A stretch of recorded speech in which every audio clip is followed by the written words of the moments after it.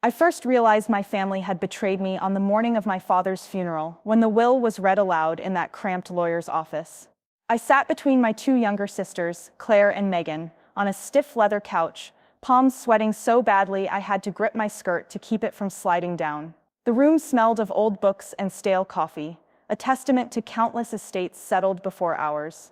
Across from us sat our mother, side by side with her new husband Thomas, whose imported silk tie glimmered brighter than any of the condolence bouquets lining the mantel. The lawyer cleared his throat, eyeing my sisters with a curious, almost impatient look, as though deciding which of them deserved the largest slice. By the last will and testament of Jonathan Reed, he began, clicking open the leather folder, the Reed family business, Reed Worldwide Enterprises, shall pass equally to his 3 children. He paused. However, it has come to my attention that Claire and Megan have executed a shareholder agreement transferring all voting rights and decision-making power to the eldest child, Emma Reed. I froze. My name echoed in my head. Emma Reed, me, eldest child. But I hadn't signed anything. My sisters had. I looked at Claire, her hair perfect, lips a matte red, eyes calm. Beside her, Megan's Instagram-approved makeup accentuated a thin smile. And by my mother's shoulder, Thomas tapped his fingers, pleased at having orchestrated the takeover. I stood abruptly. I didn't agree to this. My voice cracked. I never signed any shareholder agreement. The lawyer frowned. Miss Reed, here is the fully executed document. He slid a paper across the heavy oak desk. My name was at the top, signature in a looping scrawl I didn't recognize. 3 weeks ago. Witnessed by Mr. Thomas Harrington and signed by your mother. My heart pounded. I searched my memory. 3 weeks ago, I was in Bangkok on a work trip, closing the largest ad partnership of my marketing career. I couldn't have signed a thing. I looked at my mother, expecting outrage, but she merely looked away. I'm calling a recess, the lawyer announced. We'll reconvene in 1 hour. I rushed out, nearly colliding with a paralegal clutching files. Outside, the afternoon air was heavy with summer humidity. My phone buzzed, a text from my fiancé, Jason, back in New York. How's it going? I didn't reply. In the funeral parlor's courtyard, I found the family's longtime chauffeur, old Mr. Sanderson. He was tightening the grip on the keys to my father's Mercedes. Mr. Sanderson, I gasped. I need help. My sisters falsified my signature. He looked at me with kind eyes under bushy brows. Miss Emma, I'm sorry. You know what happened to your father's trust. I can't, I'm just the driver. I bit my lip. Please, my father trusted you. I need my old executive file from the glove compartment of his car. It has the backup signatures for documents like this. He hesitated a heartbeat, then unlocked the car. You didn't hear it from me, he murmured. It's in the glove box. I thanked him, grabbed the manila envelope, and retreated to a shaded bench. Inside was a second set of agreements, identical except for a line I'd never seen. Consent affirmed under duress and misrepresentation shall be nullified upon presentation of counter-authorization documents. It bore my actual signature, last name spelled correctly, and 2 counter-signatures, my father's and the trust's legal guardian. The competed documents had never been filed with the registrar. Armed with this, I returned to the lawyer's office. My pulse thrummed. I slid the envelope onto the desk. These are the real articles, I said, voice steady. These supersede the forged one. I never agreed to give Claire and Megan control. The lawyer blinked, rifled through, and the color drained from his face. I apologize. We will need to verify these with the trust registry and adjourn. My mother watched silently, lips pressed. My sisters exchanged anxious glances. For the first time, I felt a small, triumphant spark. My father's legacy would remain intact, at least for now. Over the following week, I fought to restore balance in Reed Worldwide. But Claire and Megan, armed with their forged documents, dug in their heels. Meetings grew tense. They challenged every initiative I proposed, from expanding into emerging markets to launching a new logistics division. My ideas, once eagerly embraced, were now shot down as too risky or not aligned with our new leadership vision. The company's momentum stalled. Layoffs began in low-performing branches, and morale plummeted. I couldn't let this stand. On a sleepless Thursday night, I crafted a plan to make the entire board, and my untrustworthy family, realize they could not sign a single deal without my involvement. First, I formed a covert alliance with 3 key regional directors who had quietly expressed frustration with the current stalemate. I chose them carefully: Derek in Singapore, a logistics mastermind; Priya in Mumbai, a financial guru; and Javier in Sao Paulo, who ran our Latin American operations with brilliance. Each had been overlooked by Claire and Megan's new guard, and each recognized my leadership from past collaborations. I reached out under the cover of darkness, via encrypted messages. We need to talk. Confidential. Request 0900 GMT for secure video conference. They all responded within the hour with thumbs up emojis and scheduling times. At 9 a.m. sharp UTC, we convened on a secure line. My opening salvo was simple. Our company is hemorrhaging deals because two unqualified executives are steering us into a ditch. We need a unified front to bring back strategic direction. Are you with me? There was a chorus of assent. We drafted a formal petition. Read Worldwide Strategic Reinstatement of Chief Strategy Officer Emma Reed, calling for an extraordinary board meeting. We gathered market data, deal pipelines in jeopardy, competitor movements, financial forecasts. We outlined how, without centralized strategic leadership, Reed Worldwide risked a 15% market share loss within 6 months. Then, crucially, we coordinated deal holds. Across regions, I instructed our partners and clients to delay signing new contracts until the petition was heard. Singapore's shipping consortium sent an apology. We eagerly await final approval from your strategic head. Mumbai's tech startup consortium halted their product rollouts, pending sign-off from C-suite leadership. Sao Paulo's retailer consortium renewed their distribution contracts upon executive confirmation. Each email was polite but clear: no signature, no deal. By midday Friday, our CFO was fielding panic calls. We have clients pulling back, she wailed to the board. Claire and Megan met in an emergency video call, frantically demanding explanations from Derek, Priya, Javier, all of whom pointed back at me. Tell them we need Emma. In London, the board convened. My father's legacy and the company's future hung in the balance.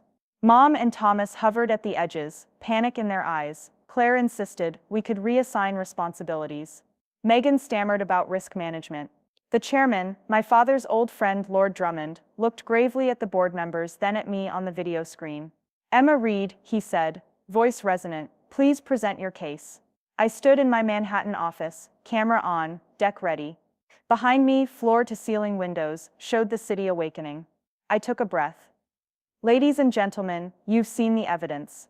Claire and Megan lack the strategic experience to lead global deals. The market has taken notice. Without a centralized strategic authority, our pipeline collapses. I propose a motion: restore my role as Chief Strategy Officer, voting rights reinstated, and immediate authorization for all pending deals to be signed under my oversight. I clicked through slides, deal statuses, competitor snapshots, value projections. By the final slide, projected recovery and growth, 202x, 202y, I saw nods in conference rooms across Tokyo, Frankfurt, New York. Lord Drummond cleared his throat, then turning to Claire and Megan, it's clear the vote stands. The petition is passed by unanimous consent in all regions. Miss Reed, we welcome you as Chief Strategy Officer. He raised his hand. Adjourned silence, then the faint hum of exhalation. My sisters' faces were pale, betrayed by their own plotting. My mother sat stiffly, tears brimming. Thomas, at her elbow, looked to me as though I were a conquering general, someone he'd underestimated. I logged off, my heart thundered. My phone rang, Priya, with a stream of emojis. Derek texted, glad to have you at the helm. Javier sent a celebratory selfie. The world outside my window felt electric. I leaned back, thinking of the boardroom, the petition, and the power of alliances built on competence, not nepotism. Mom called. Emma, she began. Her voice broke. You did what you had to do. I closed my eyes. I protected Dad's legacy. I protected the company he built. And I did it without betraying my values. She sniffled. I understand now. I exhaled.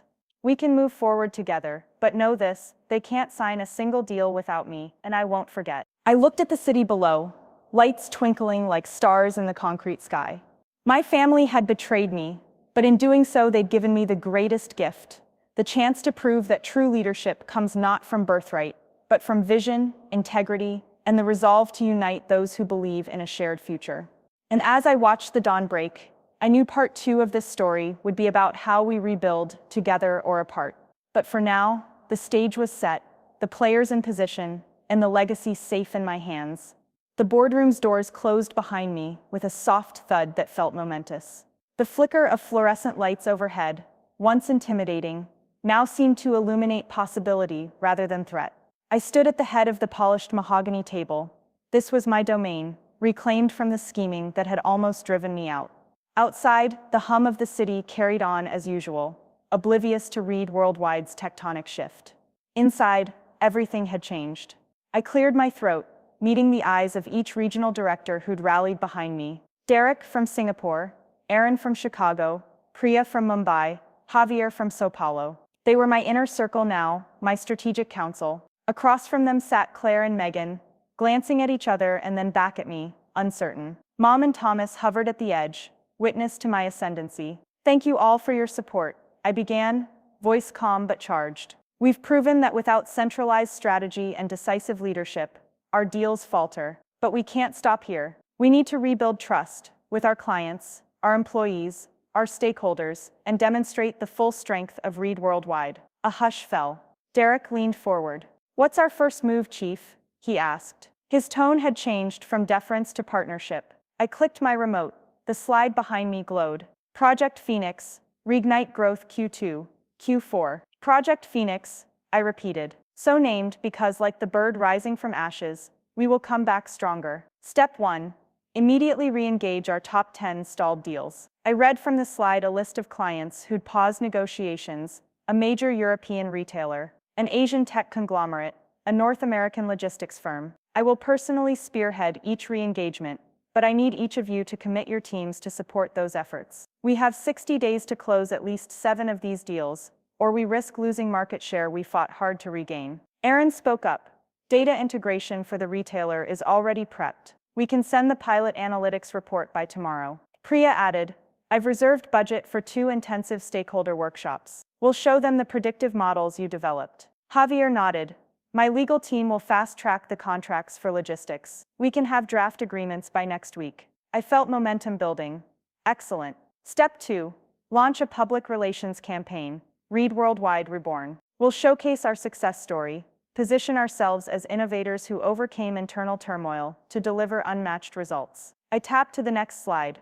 Mock-ups of billboards, social media posts, press release headlines. Megan cleared her throat. And what about the shareholder agreement? The bylaws still need updating to reflect these changes. I nodded, expecting her question. Step 3. Legal will draft amended bylaws to ensure executive roles are assigned based on merit and performance reviews, not default inheritance. I'll work with Claire, Megan, and Council to finalize a charter that includes periodic 360-degree evaluations for all board-level positions, including family members. Claire's eyes flashed. You'd require my approval on my own role. I held her gaze, diplomatic but firm. Yes, Reed Worldwide succeeds when roles are earned, not assumed. If we're going to restore faith internally and externally, we must put governance on a meritocratic foundation. My mother, who'd watched in silence, stepped forward. Emma, her voice shook. I understand now. I'll support this, whatever it takes. She sighed, tears in her eyes. I should have believed in you from the start. I reached across the table and took her hand. Thank you, Mom. That means everything. Then I addressed the board. Project Phoenix begins now. Let's show the world, and ourselves, that Reed Worldwide truly rises from adversity. Within days, the office was transformed. Hallways once heavy with whispered gossip, now hummed with purposeful energy. In the Singapore hub, Derek's team ran their pilot demo for the European retailer, live data dashboards pulsing in real time.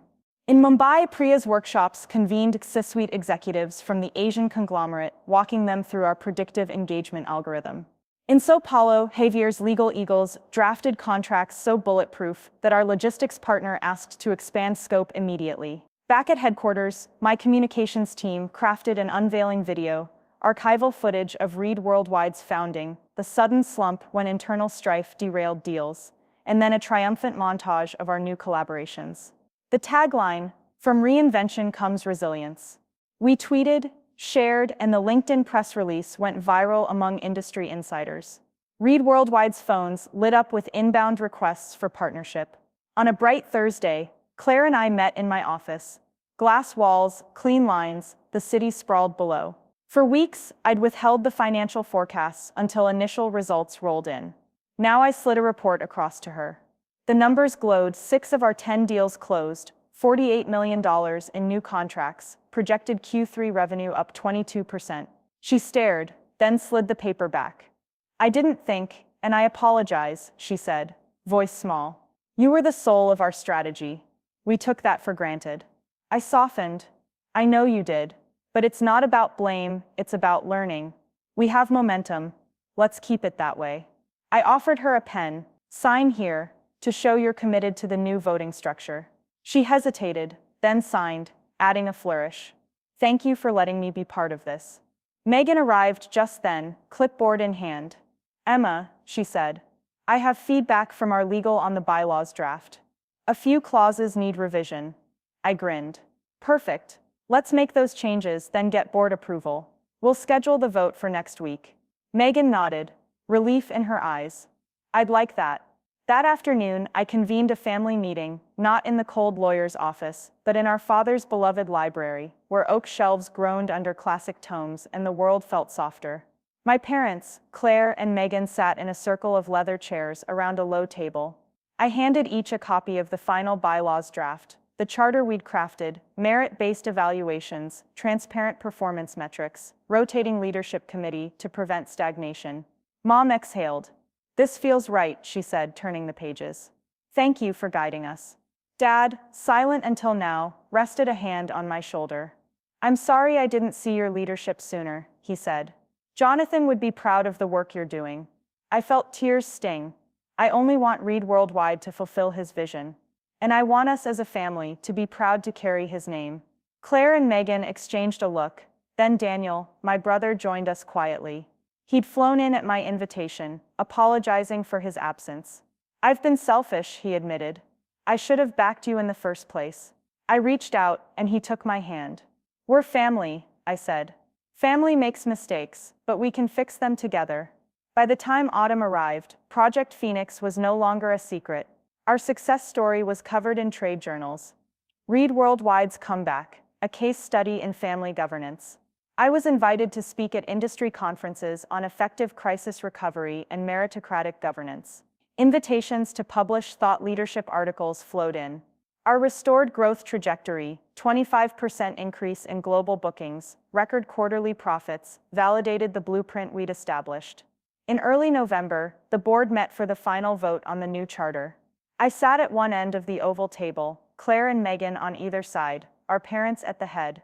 Outside, leaves in Central Park flamed scarlet and gold. Inside, business headlines illuminated our screens with news of mergers and expansions. Lord Drummond, as chairman, called the meeting to order. He glanced at each of us, then at the charter document on the table. Shall we adopt the Read Worldwide Family Governance Charter as presented? He asked. Mom and Dad voted aye. Claire and Megan, after a respectful nod, voted aye.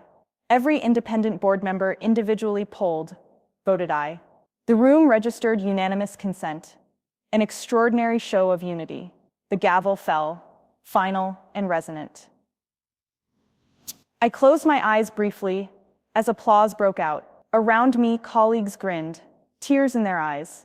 The chapter of betrayal, corporate sabotage, and near collapse was closed. A new chapter, one of collaboration, merit, and family solidarity, had begun. That evening, we gathered in our father's library once more for a quiet celebration, whiskey on the rocks, and my mother's homemade honey cake. We toasted to Jonathan Reed's memory, to our restored company, and to each other. I raised my glass, looking around at their faces, so human, flawed, but real, and at last aligned. To family, I said. To family, they echoed. And in that lit circle of shared conviction, I realized the true power of betrayal undone. It was not just in reclaiming control of a business, but in forging bonds that could withstand ambition, greed, and human weakness. We had turned our darkest hour into a foundation for enduring trust, and with that we were unstoppable.